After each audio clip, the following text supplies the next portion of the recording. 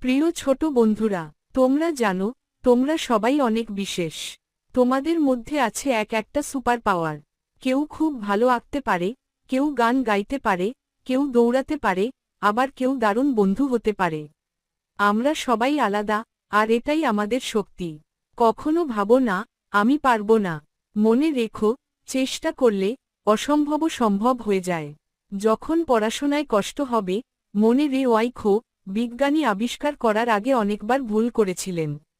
ভুল মানেই শেষ না, বরং শেখার নতুন সুযোগ।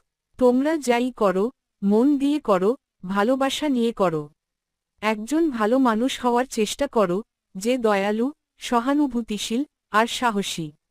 আর সবসময় নিজের উপর বিশ্বাস রাখো।